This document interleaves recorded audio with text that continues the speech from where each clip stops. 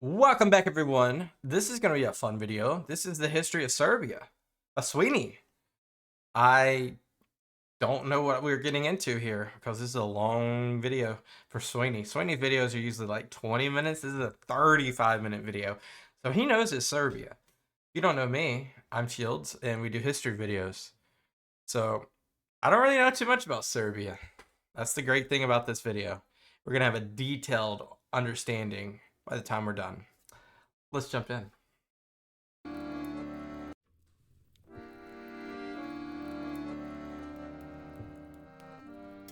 Veće knjigu od Bogorodice odnese je car Huh? Okay, we're just gonna keep it going. caru na Kosovo. Spušta knjigu caru na koleno, sama knjiga caru besedila. Care la Oh, it's a translation at the bottom. Veće knjigu od Bogorodice odnese je caru na Kosovo. Spušta knjigu caru na koleno, sama knjiga caru besedila. Spušta knjigu caru na koleno, sama knjiga caru besedila. Care Lazo, čestito koleno, kome ćeš se privoleti carstvu? Ili voliš carstvo nebeskome, ili voliš carstvo zemaljskome? Car volede carstvu nebeskome, a negoli carstvu zemaljskome. Pa sakroji na Kosovu crkvu. Ne vodi joj temelj od mermera, već od čiste svile i skerleta. A doziva srpskog patrijara i 12 velikih vladika, te pričesti i naredi vojsku. Istom kneže naredio vojsku, na Kosovo udariše tu. So as we listened to that translation, or read the translation, listened to it in Serbian, I'm guessing, if this is Serbian, he was trying to decide between the kingdom of heaven and kingdom on earth. Chose the kingdom of heaven and left his kingdom in Kosovo as for the great prince. And then the Turks poured into Kosovo.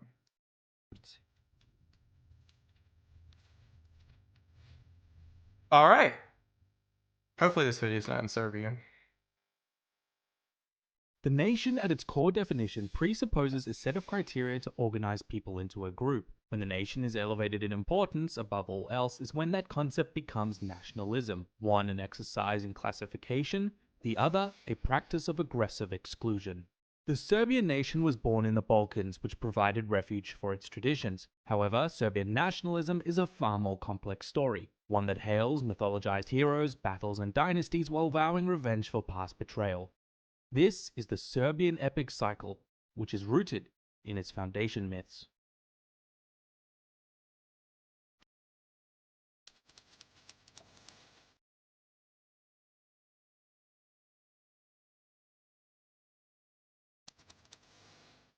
Hilarious.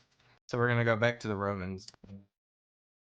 Every nation has its foundation myths, forming a core part of its cultural identity. Think the story of Romulus and Remus or America's first Thanksgiving. The Greeks called their northern neighbors descendants of a mythic hero named Illyrius, but their myths also change and adapt over time. One such adaptation was the Oh, maybe Illyrius is the foundation of Illyria. Maybe I didn't think about that. political entity called Dardania, whose tradition claimed a link to the Iliad's prominent city of Dardanos. And that's why that's called the Dardanelles. Now, the Iliad, of course, was a pretty famous piece of historical fiction, so sometimes more than one group would lay claim to the same peoples within it. When the Romans conquered Dardania in 28 BC, they awkwardly found out that both saw Dardanus as their ancestors, and if the conquered and the conquerors were both distantly related, then what entitles Rome to its authority? To sweep this philosophical problem under the rug, the Romans decided to rename the land after the Moesians, another tribe of historical fiction. This Interesting. obsession with founding myths might sound super silly, but until very recently, Claims to authority were almost always based on previous authorities. Since authorities within literary myths were often taken at face value, this essentially made them tantamount to a constitution. and once They didn't really see through the myth in the reality. They just saw reality of the myth. you start looking, you can really find these myths anywhere.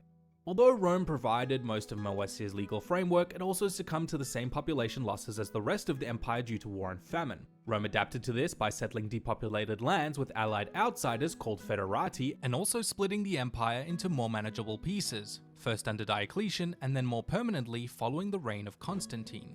Moesia would eventually transfer to the east of the two largest halves, shaping not only its future demographic changes, but also affect the development of its most long-lasting religion. Okay. So the Roman Empire, they basically flip-flop back and forth. Now, obviously, the migrations, orthodoxy, split schism, but before even that, you're going to have the Great Migrations, and you're going to have the fall of the Western Roman Empire. We're talking, of course, about Orthodox Christianity, which itself was born out of adaptation. For over 4 centuries, Roman leaders appropriated what had been a melting pot of beliefs through a process called syncretization. And Interesting. Just looking at all this esoteric cults, just catch all. Punic Canaanites, Egyptian, Germanic, Celtic, Persian, oracles, Etruscan, Greek. And then they kind of like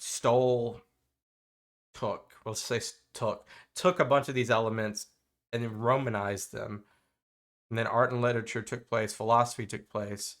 And then you have the Roman state polytheism, which is very reminiscent of the Greek gods more than any of these, but I can see how these all play in part.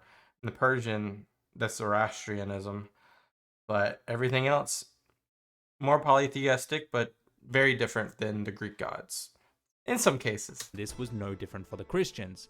What was often thought of as a sect of Judaism had in reality many sects of its own, only some of which would be codified by Constantine at Nicaea.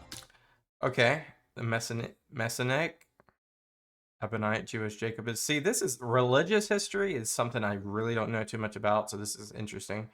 Proto-Orthodox, Markan, Matthean, Lucian, Johannian, Paulian. Okay, so like some of the disciples. Hellenist, Marcionite, Apocalyptic, Esoteric, Proto-Oriental, and other. Council of Nicaea. Don't really know too much about the Council of Nicaea, or much about Constantine at that matter. Although the Western Empire technically had its own emperor, whoever held that office was meant to be subordinate to the true emperor in Constantinople. The Christian tenet that there was only one true God meshed well with the idea of one true emperor, and presto, Nicene Christianity became a constitution for Rome's divine authority. The new faith was organized by Eastern Emperor Justinian into 5 headquarters called the Holy Sees. Oh, that's what the Holy Sees are. So you have Rome, Constantinople, Antioch, Alexandria, which is of course in Egypt, and Jerusalem. At the time, he controlled the 2 most important in Rome and Constantinople. But as the decades passed, those handsome, bearded federati kings would increasingly subsume the authority of the Western Empire into petty kingdoms of their own, pulling the See of Rome into their sphere of influence. Soon, only the Patriarch of Constantinople remained within imperial borders, which continued to exist for another 9 centuries, known as the Byzantine Empire. A theological split between the 2 sees would then emerge, as each side sought to reincorporate the other. When migrating Slavs crossed the Limes, seeking refuge from the Avars, they found ancient Illyria a messy meeting point of overlap between the 2 church hierarchies, making the choice of which to recognize a profoundly political consideration. Among these migrants were a tribe described as originating from a place called White Serbia. Emperor Heraclius is said to have granted them federati status and settled them along his frontier. The tribe's leader became known in Serbian historiography as the Unknown Archon. But the fact that the story is recorded centuries after the time of the migrations, and the color white is used as a literary allegory for unbaptized pagans, gives us clues that the Is that similar to like Caucasian in front of stuff like Caucasian Albania? chronicle source is probably yet another foundation myth. In reality, tribal affiliations were likely to be fluid, and veneration of their princes, or knez, would only be applied retroactively centuries after their mass conversion to Eastern Christianity. In Rome, a rebellion broke out. The belligerent emperor Marikios was swept from power, and, most important of all, the limes was abandoned. As though a The Limes? What's the Limes? dam had burst, a torrent of Slavs poured over the border and in the years that followed reached the furthest parts of Balkan territory. No contemporary record exists of the progress of these migrations. All that has been preserved are from much later records. The works of Byzantine Emperor Constantine VII Porphyrogenitos mention the arrival of the Croats and Serbs during the rule of Byzantine Emperor Heraclius, when the first wave of Slavic migrations had already swept across the Balkans. So that's what we just saw. The area settled by the migrating tribes had no uniform political organization, and tribal territory formed the basis for political groups of various sizes. Emperor Constantine called this vast principality baptized Serbia, to distinguish it from unbaptized white Serbia to the north. The rulers of both the Franks and a new state under the Bulgarians had started to call themselves emperors and the true successors of Rome around the same time. So the source of these mythic stories was probably born to emphasize Serbian loyalty to the ancient Byzantine divine lineage, which carried far more weight and prestige. Under this arrangement, Prince Vlastimir and his dynasty ruled a territory called Rashka in the Rashka. Byzantine emperor's name. Slavic tribes traded their cool weapons for boring plows to become the serfs that worked the land. Okay. Chapter 3. The Church and Monarchy. It was Vlastimir's son Mutimir that was the first prince to link his dynasty to the unknown Archon. Hoping to gain influence on rival princes and Zhupans, His descendants became prolific patrons of religious buildings like monasteries, which helped spread the myth of their family's divine lineage.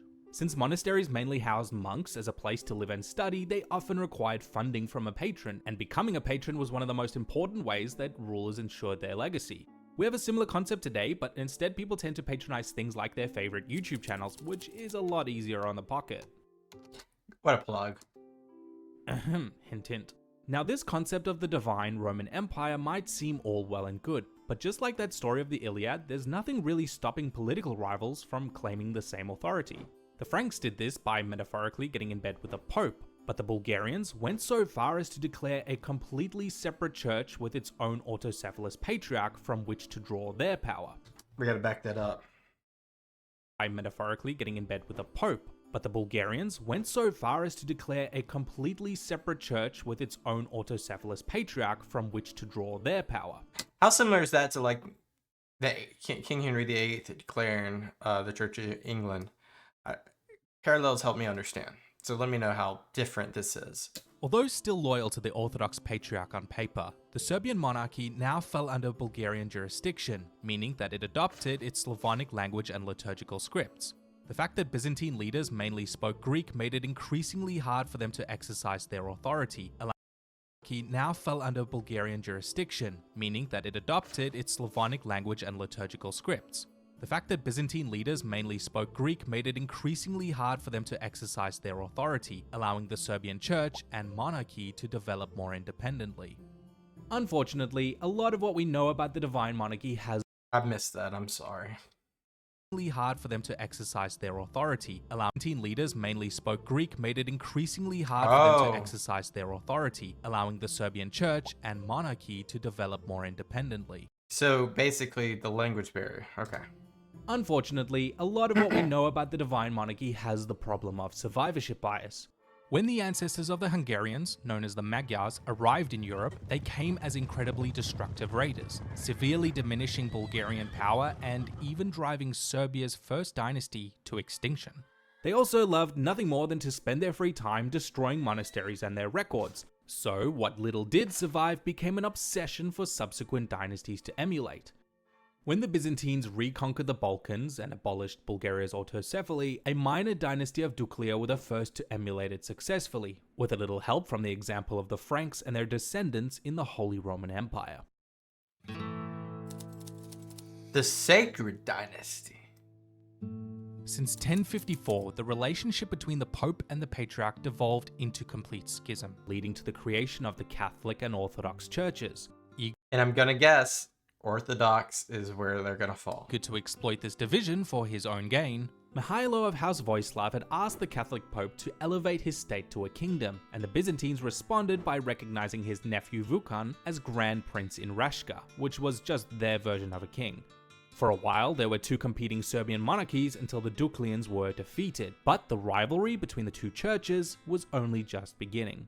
Following the schism, Pope Gregory significantly increased the power and influence of the Catholic Church. Catholic states like Hungarians, Phoenicians, and Normans, who thought the Pope was pretty dope, began undermining the Byzantines by smuggling goods through Serbia, creating a very wealthy and thus very loyal aristocracy.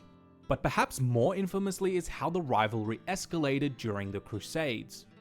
In an act of desperation, the Byzantines had called out to the Pope for aid against the Seljuk Turks. Unfortunately, what they got was a rowdy mob from those aforementioned Catholic states, who used the religious divide to justify establishing new states on their borders. By the Fourth Crusade, even Constantinople itself was sacked and Byzantium's heartland temporarily seized. The weakening of Byzantium allowed the Vukanovic dynasty to assert more autonomy, carefully playing the two sides. I gotta back that up, just closed captions, cause The weakening of Byzantium allowed the Vukanovic dynasty Vukanovic, that's what he's saying, okay. to assert more autonomy, carefully playing the two sides to expand its own wealth and territory. This culminated in the rise of Stefan Nemanja, who became the progenitor of Serbia's most important royal family. By this point, the obsession with the previous divine authorities had been irreversibly entrenched into a pseudo-lineage called the Serbian epic cycle. As part of that tradition, Stefan Nemanja's long reign is itself steeped with mythic, literary, and religious symbolism. Legend has it that the ever-unsatisfied prince felt a higher calling in the twilight years of his life and abdicated the throne to join his son as a monk. The two adopted monastic names, Simeon and Sava, and are venerated as saints to this day. Exactly what happens next is the subject of some debate, but most sources agree that Saint Sava abandoned his monastic vows and declared the Serbian church autocephalous. He then became the church's first archbishop and crowned his brother Stefan king, creating what became the Serbian sacred dynasty. Okay. But is the story true? Well, literary critics are quick to point out that all this conveniently took place while Sava's brothers were fighting a war of succession and the Byzantine authorities were incapacitated, and I probably don't have to point out the many similarities to the Bulgarian church's history.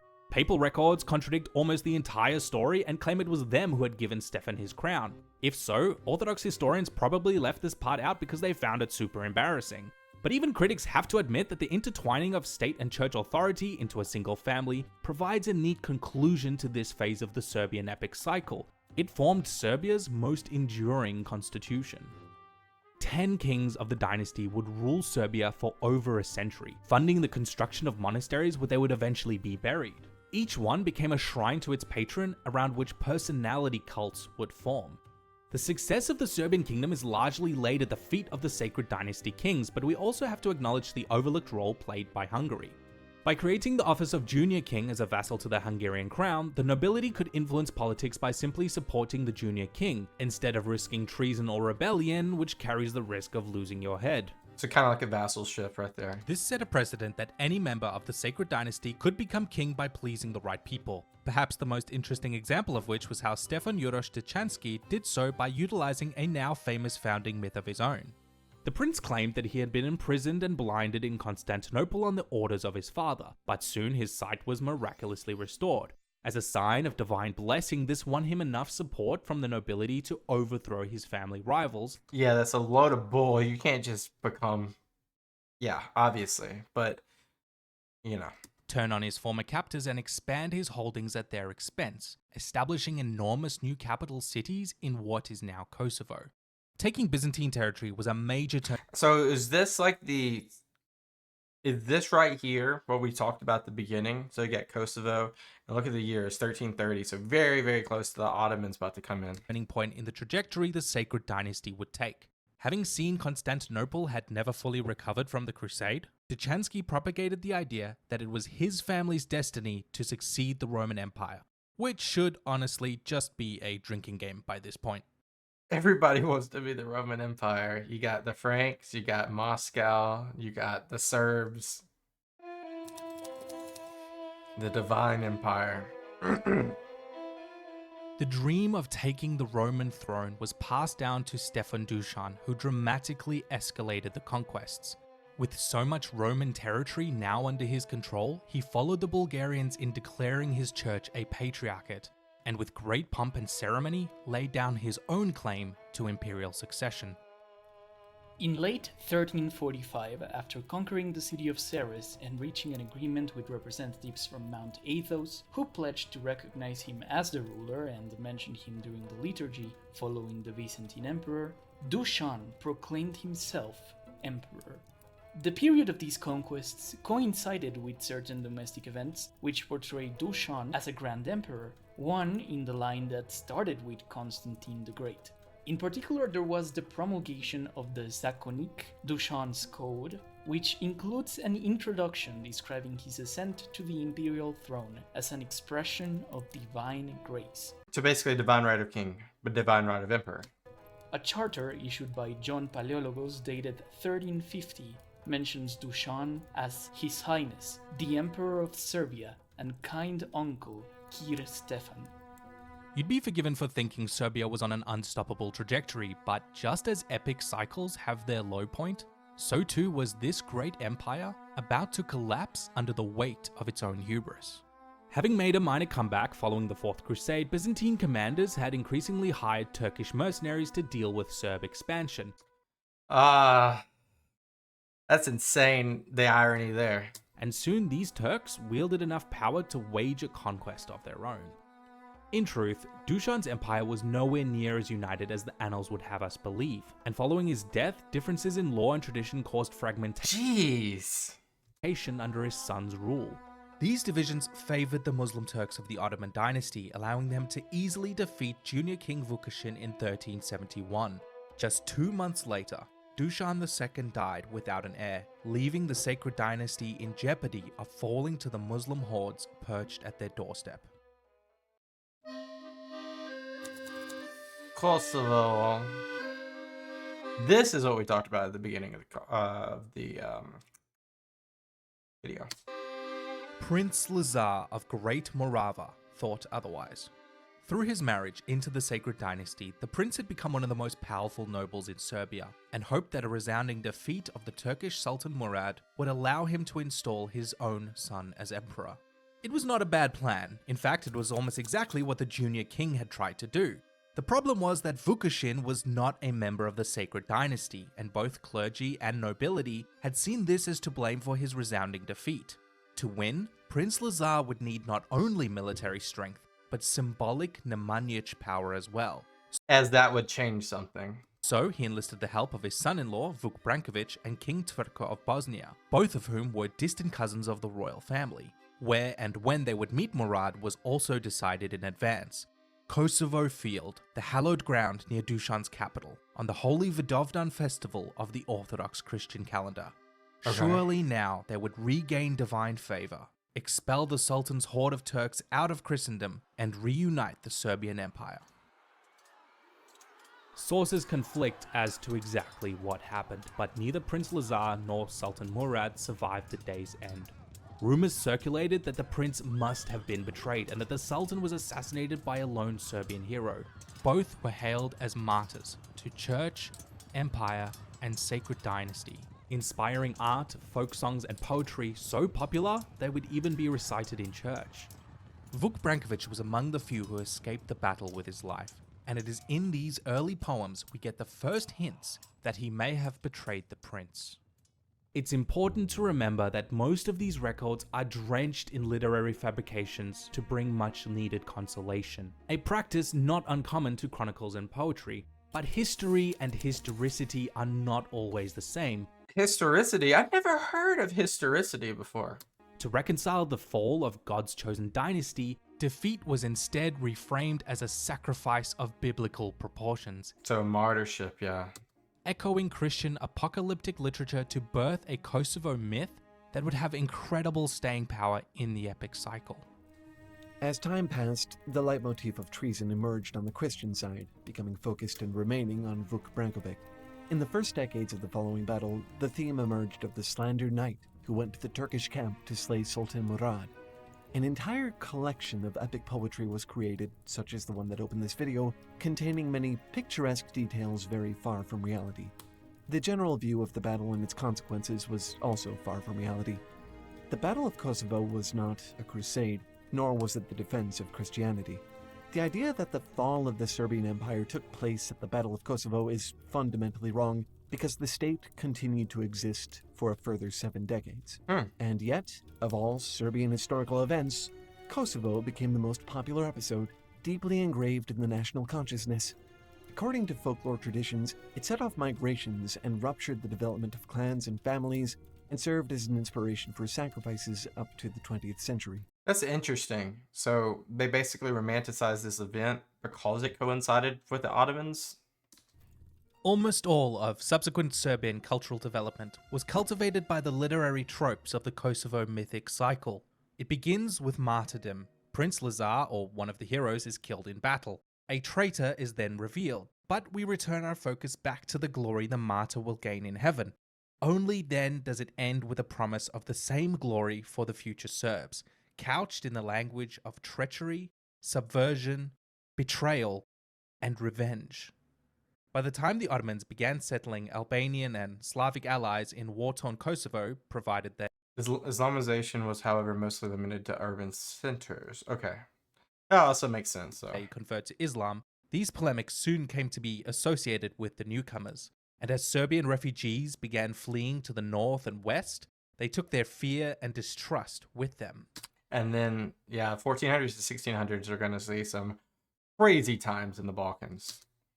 When it looked as though the Ottoman Sultan would himself be the next successor of Rome, drink, the prince's son Stefan Lazarevic was pressed into their service before eventually turning against them. In return for allyship, the incredibly diminished Byzantine Empire bestowed on him the prestigious title despot.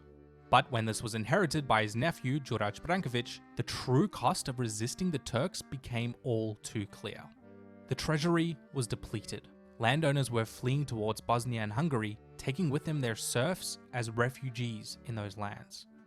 In 1453, the Ottomans would snuff out Serbia's source of legitimacy for good when their cannons broke through the walls of Constantinople. The Byzantines were gone. In their place, the Ottoman Empire. No one to come save you now. Despite inflicting major losses on the Turks the following year, the last Serbian holdouts were eventually taken as well, and became known as Smederevo. If we are to trace the roots of Serbian nationalism to Kosovo, it is only after the fall of the Despotate in 1459 where those connections begin to be made. The last traces of the Branković family were driven extinct, leaving few barriers for an Ottoman takeover. Thus, what remained of the Serbian state was the church, which was confronted by a great theological crisis, made worse when the Ottomans forbade the election of new patriarchs. The church begins to describe the Serbian people like a non-temporal nation, a heavenly Serbia that was martyred by the Turks, just as Prince Lazar had been a century earlier. It is from this heavenly kingdom that earthly Serbia is foretold to be reborn, to bring justice for Kosovo and vengeance against the Turks. So interesting, though. These ideas had a profound impact on the Serbian psyche and continue to influence relations between Serbia and Turkey today. Really? Well, I can imagine, since this is so ingrained in the origin stories, especially if we imagine 1459 as like a line in the sand here. But the palingenesis is like a never reached destination type of conversation here, which might persist in the future wars we're about to unfold in this video. While the Ottomans aren't solely responsible for creating nationalism in the Balkans, they did give it an enemy to unite around. Yeah. The modern Turkish state has done a poor job of distancing itself from its forebears. It still occupies the core of the Ottoman state and flies the Ottoman flag. So even though the empire technically no longer exists, relations between it and all of its former Balkan subjects have never fully improved. Greece, for example, has been in a state of frozen conflict with Turkey ever since a war in the 20th century stoked a dramatic rise in ethno-nationalism. Especially in Cyprus, we even see to this day like a continued struggle there. This is covered in an episode of Modern Conflicts by my creative friends over at Real Life Law. Nationalism was also at the heart of the more recent Yugoslav wars, which can trace a lot of its roots to the divisions sown in the Ottoman period. The Yugoslav wars are among the most brutal examples of the horrors that ethnic violence can unleash, and for that reason the home of Modern Conflicts is Nebula, where a show like it isn't at risk of demonetization like it would be here on YouTube. Now, if you don't already know, Nebula is an independent stream. Yeah, W Nebula. streaming service of thoughtful content that Suibhne partly owns. We not only pool our resources together to fund original content like Modern Conflicts, but also pay our creators to promote that content like I'm doing right now, meaning that this very section isn't in the Nebula version of this video. In fact, all Nebula is ad and sponsor free. Our creators have also agreed to upload our videos to Nebula before YouTube, which you can find on the Nebula First tab, or with this helpful icon below the thumbnail. We also host bonus content and companion videos exclusively under Nebula Plus, shown with this icon. Nebula subscribers were even watching this video a month ago, so why wait longer than you have to for future Suibhne content? Fortunately, on this channel, we can't do that because we'll get, this will be like a circumvention of the YouTube rules of TOS, but for all of you out there, go do it. Signing up for Nebula not only supports me, but all of these creators too, as we build a prestige collection of content you won't find anywhere else. High budget game shows, news, documentaries, history, and so much more. To get real for a second, the creator economy is incredibly precarious, and we're often rewarded for our time and hard work with low engagement and diminishing returns. Channels like mine will always struggle to compete with larger or more established brands. So Nebula helps provide that stability that we need while also remaining committed to maintaining it at a reasonable price. Nebula costs just $6 a month, but if you sign up using my link or by scanning the QR code on your screen, you can get a massive 40% off, coming out at $36 on a yearly plan or just $3 a month. If you don't want a recurring subscription, you can also choose to make a one-time purchase of $300 for our incredibly popular lifetime plan. Just pay once and get access That's pretty cool. to all of Nebula forever. It really is as simple as that. If you already have a Nebula subscription and still want to help out the channel, you can also gift one to somebody else by following the link below for the same discounted rate. That's like making a 10-year commitment, though. And at the risk of sounding ridiculous, I also have to say, but wait, there's more. Because along with all the benefits, you'll also get to give out week-long guest passes to whoever you like so they can enjoy unrestricted access to Nebula without even having to enter any payment information at all. Just type in their email and they can start watching, no strings attached. We really care about what we're making over at Nebula, so if you really want to support us here at Suibhne, sign up to Nebula today to start watching some truly prestige content. Growth of the cult. What cult?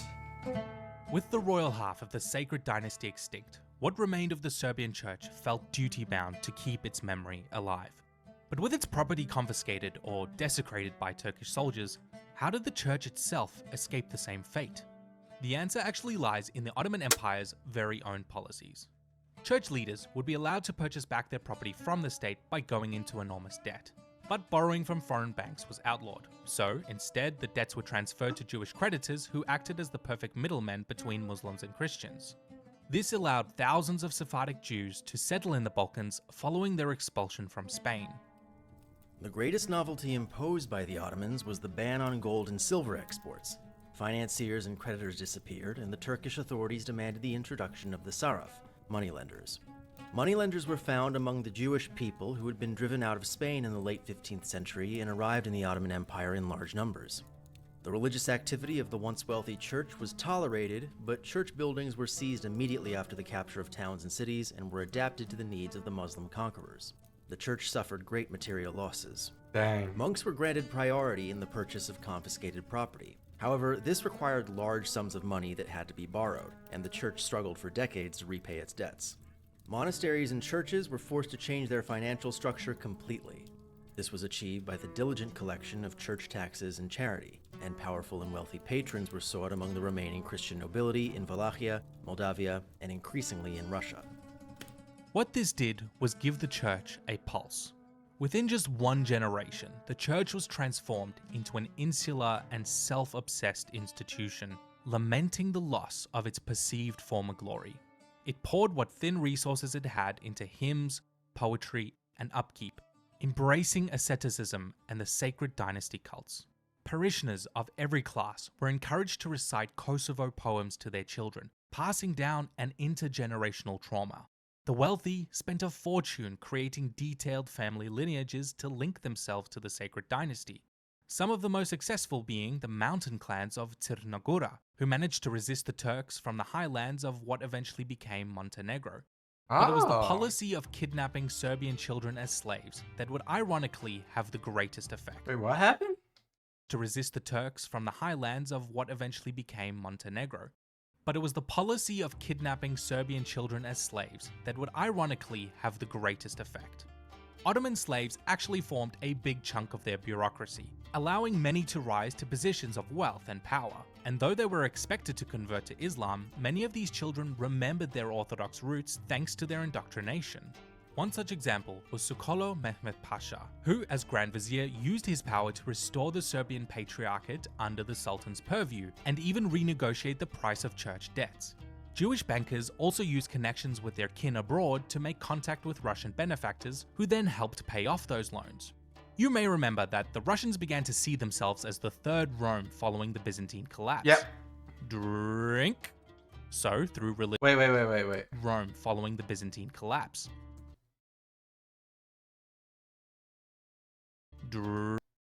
All these people believe that they were the... That's crazy. Drink. So, through religious patronage, they took on a deep spiritual interest in the cult of the sacred dynasty and fostered close ties to the Serbs. The final piece of the puzzle would be the Serbs in diaspora.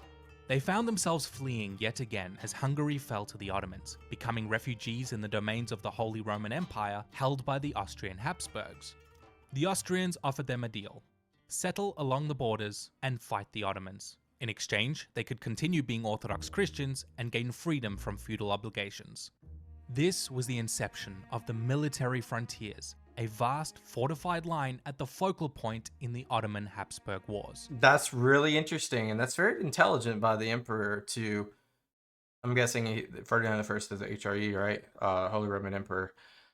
The Habsburgs. He incited the Serbs to fight for him in an independence movement of regaining what they lost, that also is coupled with their martyrship and heritage of indoctrination, which strengthens their reasons to do so.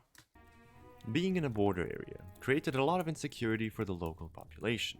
To incentivize people at the very bottom of the military hierarchy to stay, King Ferdinand issued his first charter about the uskoks, Serbian term meaning escapees, to refer to the escapees from the Ottoman lands, according to which escapees were granted land as hereditary fiefs in exchange for military service. So a weird feudalistic way to utilize the Serbs here. Unlike other people in the civilian area, these were free men, organizing themselves under their elected captains called the voivode. Having the right to maintain their religion and religious institutions officially recognized, the Orthodox inhabitants of the military colony were seen as schismatics.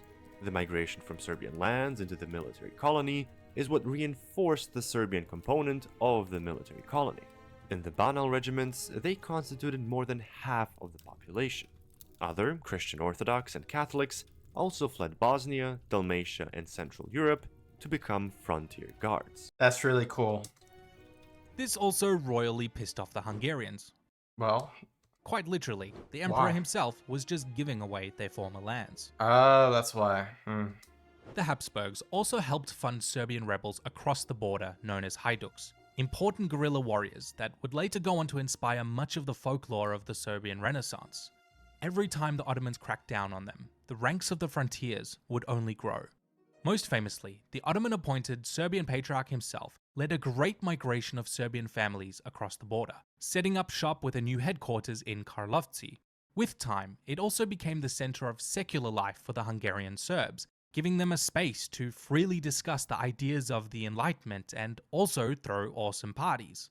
Now, if you're wondering why the Habsburgs would afford the Serbs so many privileges, using my powers of reading stuff in a book, I can tell you a lot of it came down to religious chauvinism and geopolitics. The three largest Catholic, Orthodox, and Muslim powers were naturally competing for influence over the land between them, each of whom also claimed to be the legal successor of Rome. Very true. Drink. That's crazy, though. That's crazy. So Suleiman, Leopold, and Peter Wow. By keeping the Serbs in their good graces, the emperor countered the influence of the other two while also having an ally deep within Hungarian territory for when they decided to rebel themselves. If the Serbs didn't already know they were being used as a pawn, they certainly found out when the Austrians captured Smederevo in 1718. Instead of restoring the sacred dynasty, the emperor declared himself King of Serbia, And that's what pissed them off a lot, probably. and then humiliated the Serbs by abandoning the territory just 2 decades later. The Austrians were of course playing some pretty serious 4D chess, since although they felt betrayed, the Serbs had no other choice than to flee back north as the Ottomans burned their villages. Jeez, these people have just gone through just worst times. Realizing the hopelessness of their situation, they resorted to channel their energy into the empire's legal mechanisms instead. They played politics, lobbying against the Hungarians and fighting any imperial edict that might threaten their privileges. Inspired by the Enlightenment, they hoped to eventually codify those privileges into a constitution akin to the sacred dynasty. But the Enlightenment was no longer limited to the Serbian elite. Imperial education policies began to raise the literacy rate, and the average Serb found themselves drawing on centuries of traditions, myths, and folklore for publication, resulting in the birth of Serbian nationalism. The world around them was also being affected by these changes. New theological and political philosophies were putting to question everything from the divine right of kings to the legitimacy of religious orthodoxy. In answer to these questions, Serbian intellectuals embraced a new idea, one that would see the Serbs not as an isolated nation, but merely part of a greater whole. A South Slavic nation, along with Croats and Slovenes, separated only by religion and politics. At the time, it was called the Illyrian movement, deliberately evoking an identity from antiquity by Yeah, I was about to say, this is literally how we started the video. harkening back to the ancient name of their homeland. But we know it today as Yugoslavism, a dream of a South Slavic brotherhood that could unite and overthrow the shackles of both Austrian and Ottoman imperialism. In part 2, we're going to discuss how Serbian nationalists helped make this dream a reality. Part 2? But far more importantly, how that same Serbian nationalism would in turn destroy it from the inside. Wow. If you can't wait for part 2, you're in luck because I already have more than 10 hours of bonus content on Serbia over on my second channel, We just found a gold mine. Rabbit Hole Podcast goes live every Friday, so be sure to subscribe Oh, these are podcasts. Not the same. and join us if you'd like to hear me ramble on about these topics even more. I'll definitely check it out individually, and you guys should do the same, but it's not something we'll be able to react to. I'd like to give a massive shout out to Ravignon, Archaea Historia, and Balkan Odyssey for their help with the script, as well as the first new member of the Suibhne team, Phoebe. And I think we just found 3 more channels to check out. This is awesome. Guys, let's just do the rounds. Uh-oh, we just went to the back. Whoop, there we go. Let's do the rounds real quick. Let's go back to this right here. So I think first things first. What did we learn? We learned that Serbia is quite an interesting story. Whether it be the dynastic lineage, martyrdom, orthodox, like romanticized origin story that they have portrayed, to the combination of a interesting dynamic between Western world, Europe, and Ottoman, Turkish invaders. They become at a crossroads between, what do we do? Well, we got to migrate. We got to migrate again, and then its promise is held by the kings, whether it be Hungary, my bad, or by Ferdinand, by a combination of the two, in Russia, that you are going to have fiefs, basically, which is a interesting dynamic of feudalism, to where you would be fighting not directly on behalf of your lord, but on behalf of your country in due reason of you being a migrant at this point to reclaim said lands. All in all, it seems like there's just a combination of so many variables here that have affected this region, whether it be the struggle of religion or ethnic tensions between, you and your contemporaries in the region, whether it be Croats or whether it be Bosnians or so forth. And I think that's going to be more in the future what we talk about, maybe in the part 2 that we've been referencing, or he has been referencing, Suibhne has. But all in all, it seems like this is just the beginning of our understanding of Serbia, at least for me, right? Because before this, I really had no idea. So if I'm sounding like I don't know exactly what I'm talking about, you're right. Because this is very interesting as it comes to the point of very new. It's very new to me, as well as it's very, what do you say? It's very different. It's not in the historical chronological timeline of most of Western history, which is taught, of course, in America and so forth. I'm just dumbfounded. I'm dumbfounded. I'm literally dumbfounded with the richness of history in the Balkans, which I don't know, which is exciting to me. Leave me some videos down below. I really want to understand the Balkans. I don't understand the Balkans.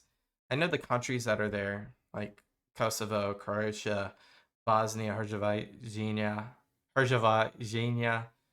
Yeah, you're gonna crucify me for that pronunciation.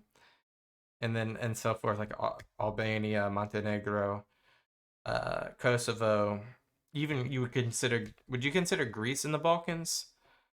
I don't know. But there's all those countries, to be said, have had probably a shared lineage as what we've seen today with Serbia, but probably in its own manner. So I'm gonna need a lot of studying on this. This is, like I said before, I'm just dumbfounded. I'm incoherent at this point with the amount of stuff I just did not even imagine I would know. But anyway, enough of this. Thank you guys so much. I'll catch you guys next time. I appreciate you so much. Peace out and bye-bye.